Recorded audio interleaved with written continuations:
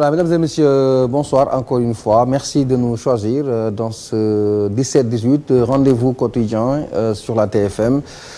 Aujourd'hui, nous parlons des consommateurs et évidemment de la consommation au Sénégal. Nous allons également être fidèles à la tradition avec Mame Fatou et ses internautes qu'on attend incessamment pour apporter les réponses d'hier et poser d'autres questions pour l'émission de demain. Nos deux invités aujourd'hui, ce sont Dieynaba Diallo de la Ligue des consommateurs. Madame Dieynaba Diallo, bonjour. Voilà, et nous avons également Momar Ndao de l'ASCOSEN. Monsieur Ndao, bonjour. Bonjour, Papis. Voilà, la première question, on va faire un peu de galanterie pour la poser à Dieynaba Diallo. Dieynaba, on sort d'une présidentielle. Le président de la République du Sénégal a changé. C'est désormais Maître Macky Sall. Autant pour moi. Alors, on sait que chaque président a son système, un régime à mettre en place. On sort de celui de Maître Wade après 12 ans d'exercice du pouvoir. Est-ce qu'aujourd'hui les consommateurs sénégalais peuvent, par exemple, dire ouf de soulagement ou devraient avoir des craintes? Le ouf, peut-être qu'ils vont le sortir parce que vous avez fait un lapsus, c'est pas Maître Macky Sall. Pour une fois, c'est pas un avocat, ils sont nombreux à être souvent présidents, mais c'est Monsieur Macky Sall, donc c'est un ingénieur, je crois, géologue. Donc les problèmes d'eau, il s'y connaîtra, certainement, il s'y connaît. Donc par rapport à l'eau, l'électricité, peut-être qu'il y aura pas tellement de problèmes. Mais pour le reste, il est évident que nous sortons d'une décennie relativement difficile, où les promesses du candidat Wade n'ont pas été tenues, en tout cas dans leur ensemble non, parce qu'il avait fait plein de promesses.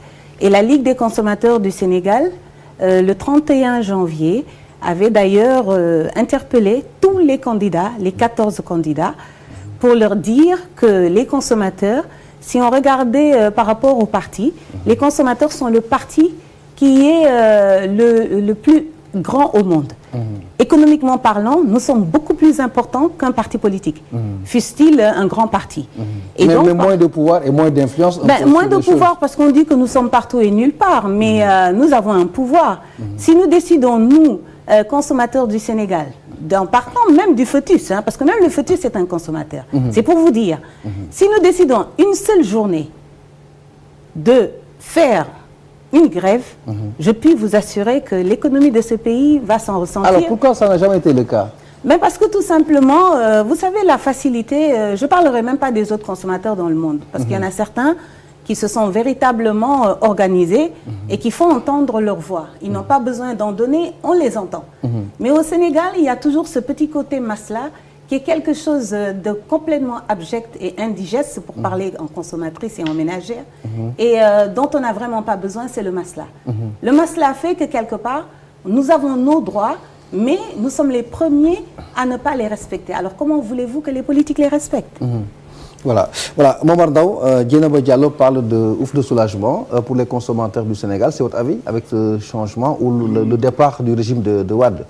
Non, moi je pense que c'est beaucoup plus compliqué que cela, parce qu'en fait, les consommateurs ont sanctionné Wade parce qu'ils ont voté contre le sac de riz à 26 000. Ils ont voté contre le prix du gaz à plus de 4 000 francs. Le prix officiel était de 4 060 francs. C'est vrai que ça a été ramené à 3 700 maintenant. Mais donc les Sénégalais ont voté essentiellement contre la vie chère. Parce que je pense qu'aujourd'hui, malgré les réalisations sur les infrastructures, sur la santé, etc., le coût de la vie est un élément fondamental qui est tellement central au niveau donc, de la décision des ménagères. Si vous avez remarqué les vieilles personnes qui ont fait la queue pour pouvoir voter, toutes ces personnes ont voté contre la vie chère. Et donc je pense que ce n'est pas un ouf de soulagement, c'est plutôt une attente très fébrile par rapport aux promesses du candidat Macky Sall, qui a dit qu'au lendemain de son élection, il va baisser les prix des denrées de première nécessité. Et aujourd'hui, tous les Sénégalais sont accroupis, attendant immédiatement qu'il y ait des décisions allant dans le sens d'allègement du panier de la ménagère. Alors, Dieynaba, vous avez entendu donc ces promesses qui ont été très bien accueillies par les populations. Vous êtes dans cette activité. Est-ce que la faisabilité vous semble être facile, prime abord? J'aimerais revenir un peu sur ce qu'a dit mon cher frère et ami Momar, puisque nous ne sommes pas ennemis, nous sommes deux bons amis, nous nous apprécions beaucoup, même si nous ne sommes pas toujours ensemble. Si nous sommes pas... Mais là, je n'ai pas dit que c'était un ouf réel de soulagement. Je crois que si on revenait sur la question, je n'ai pas dit ce ouf-là. Je vous ai fait comprendre que les promesses du candidat Wade n'ont pas été tenues par rapport aux consommateurs sénégalais dans l'ensemble. Mais cela ne veut absolument pas dire que son Excellence, M. Macky Sall, sera celui qui va être plébiscité parce qu'il a... Ah non, de Messie, il y en a point. De Messie, les Messies, c'était une autre époque. C'était lors des religions révélées. Et sur la faisabilité, donc sur la faisabilité, vous savez, je ne suis pas économiste, mais je ne pense pas non plus que l'on puisse se dire qu'on va avoir une baguette magique. La baguette magique n'existe pas en matière de consumérisme. Et Momar a parfaitement raison. Je ne dirais pas comme lui que les Sénégalais sont accroupis attendant qu'eux. J'aurais pas cette inélégance quand même vis-à-vis d'eux, mais ça ne va pas être facile pour Monsieur Macky Sall, ça ne va pas être facile non plus pour son équipe. Parce que nous avons, la Ligue des consommateurs a suivi les débats, mais je puis vous assurer qu'ils se sont souvent emmêlés dans leurs propos. Et le consommateur, lui, effectivement, aujourd'hui, il est là, taxaw-tem, et il attend debout qu'on puisse tenir les promesses. Et là, je leur en veux même un peu, parce que le candidat Wade avait dit que les promesses n'engageaient que ceux qui y croyaient. Alors peut-on nous dire déjà ça, nous interpeller, nous prévenir et que nous sottement nous puissions croire que M. Macky Sall va subitement, dans un coup de baguette magique, parce qu'il aurait des experts tellement chevronnés, arriver à la hauteur de ce que nous attendons? Je ne pense pas. Vous attendez quoi exactement? Ce qu'on attend, c'est que nos droits soient respectés, que les produits, comment dirais-je, les produits essentiels de base, on puisse les avoir, et il y a tout un tas de choses là-dedans. Ce n'est pas que de la nourriture, il faut que dans ce pays, on arrête de s'attarder dans de l'alimentaire. Il n'y a pas que l'alimentaire, il y a autre chose. Il y a l'école qui est complètement dans la débâcle. Il y a le secteur de la santé, il y a mille et une choses dont on a droit, il y a l'environnement, il y a une multitude de choses auxquelles le consommateur a droit et qui font partie des droits fondamentaux des consommateurs. Et ça, je ne pense pas que l'on puisse venir et dire subitement que tout ça va être réglé. Effectivement, la majeure partie de ceux qui ont voté ont sans doute voté parce qu'on leur a dit. Mais ça, c'est la horde des alimentaires. Hein. Ce sont les alimentaires qui certainement se sont dit ça va marcher. Mais les autres... Mais ils constituent l'écrasante majorité. Très réceptifs à ces réceptifs parce que tout simplement, les gens ne font pas leur travail à la base. Ces politiciens ne font jamais le boulot qu'il faut à la base. Lorsqu'on va vers les populations, il faut leur parler un langage de vérité. Et ces gens de la base, comme on dit, ou cette population, ce peuple de la base, à qui je rends honneur, parce que ce sont des gens souvent de vérité. Les gens de la campagne, on ne leur parle pas un langage mitigé. On leur dit la vérité, ils sont à même de le comprendre. Ce sont les gens des villes qui peut-être se disent non, aujourd'hui, etc. Mais les autres, dans leur façon d'être, ils sont très sains. Ils ont un esprit très sain. Ils ont une manière très saine de comprendre les choses. Il ne fallait pas leur promettre. Moi, c'est ma conviction en tant que consumériste. C'est ma conviction de ménagère parce que je suis au fourneau du matin au soir, j'en sors. Et donc, je dis que c'est ma conviction. Et la Ligue des consommateurs du Sénégal a essayé d'interpeller à sa manière, selon toutes les tendances d'ailleurs politiques qu'il y avait dans la Ligue, nous avons essayé d'interpeller les gens pour leur dire attention, qu'est-ce que vous voulez, qu'est-ce que vous attendez, qu'est-ce que vous voulez qu'on véhicule comme message. On est là pour se parler vrai. Je pense que lui ne me laissera pas raconter n'importe quoi et donc il sait très bien que c'est peut-être au niveau du politique que quelque part il y a eu péril en la demeure. Monsieur Ndao, Momar, sur la faisabilité, c'est une promesse de charme quand même dans ce contexte qui a été très bien accueillie par les populations. Maintenant, sur la faisabilité, vous qui avez eu à défendre très souvent donc la poche du Sénégalais, comme on dit. Alors, sur la faisabilité, c'est faisable, mais il ne s'agit pas d'appuyer sur un bouton. Je vais donner quelques éléments, vous allez comprendre. Par exemple, sur le prix du pain, il est possible dès demain de baisser le prix du pain jusqu'à 25 francs. Pourquoi? Parce qu'il y a un décret qui est le décret 2402 du 4 septembre 2004, pardon. Donc c'est le décret 2402. Et ce décret dit qu'il faut enlever les intermédiaires. Parce que en enlevant les intermédiaires, le boulanger va lui-même distribuer son pain directement avec son propre réseau et de kiosques. Cela va enlever le prix, en tout cas de la marge, le coût de la marge de l'intermédiaire, et ça va baisser le prix du pain demain jusqu'à 25 francs. Alors ça, c'est une décision, ça demande une volonté politique d'appliquer ce décret. Ce décret a été pris en 2004, il n'a jamais été appliqué jusqu'à présent. Ça, c'est la première des choses. Donc, sur ce plan-là, on peut baisser immédiatement le prix du pain. Les autres choses aussi qu'il est possible de faire, c'est de baisser, parce qu'aujourd'hui, le candidat Macky Sall, président élu maintenant, a annoncé des baisses, mais nous avons rencontré ces experts, mais ils ne sont pas allés jusqu'au bout de la logique. Ils ont commencé un travail en disant, bon, nous allons économiser de l'argent sur le fonds de développement du service universel, nous allons économiser ici certaines dépenses, etc. Et nous aurons 70 milliards que nous allons mettre à profit pour subventionner le coût du sucre, le coût de l'huile, etc. et du riz. Mais le problème, c'est que si vous vous souvenez, en 2008, quand nous avions manifesté, que j'ai été arrêté, électrocuté, lors de ce qu'on appelle les émeutes de la faim, le gouvernement avait subventionné. Mais en subventionnant, c'était destiné à baisser les prix pour les consommateurs sénégalais. Mais ce qui s'est passé, c'est que beaucoup de commerçants véreux avaient pris ce riz subventionné et l'ont exporté. Et donc finalement, l'argent public qui était destiné aux consommateurs sénégalais est resté dans les poches de commerçants et les prix n'ont pas baissé. Maintenant, entre la décision de baisse annoncée par l'État du Sénégal et sa mise en œuvre réelle, il y a un fossé grand comme ça. Donc vous avez une effectivité un peu rapide de cette promesse. Et sur la mise en œuvre, nous n'avons pas vu donc des solutions qui ont été proposées par les experts de Macky Sall dans la rencontre que nous avons eue avec eux. Vous l'avez eu dans la rencontre quand? C'était le 15 mars, je crois, à la maison du parti, avec le pôle programme donc, de Macky Sall, avec tous les experts de toute la coalition. Et nous avons échangé et nous leur avons donc donné les contre-propositions et les difficultés sur la mise en œuvre. Je m'explique.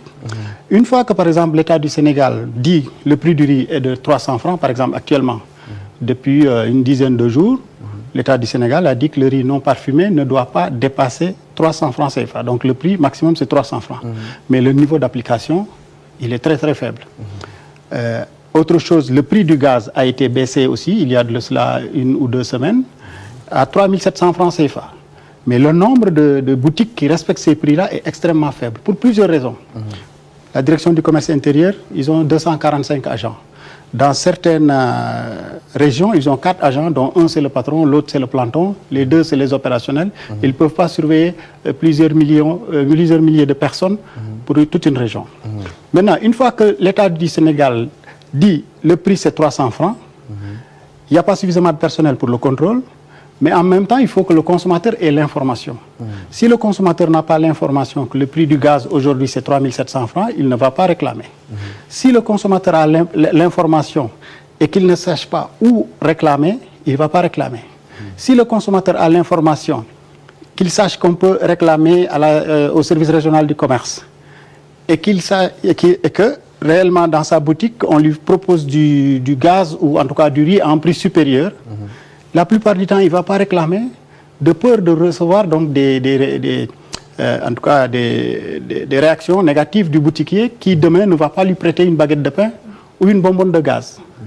Donc, il y a plusieurs étapes dans la mise en œuvre d'une décision de l'État. Mais la première des choses, c'est que la loi 94-63 du 22 août 94 sur les prix, la concurrence et le contentieux économique dit que les prix sont déterminés par le libre jeu de la concurrence. Mais si vous dites ça dans un contexte, dans une économie où personne ne respecte donc les principes de concurrence, vous voyez que le consommateur est laissé pour compte. Or, ça, c'est la loi aujourd'hui qui gère les choses.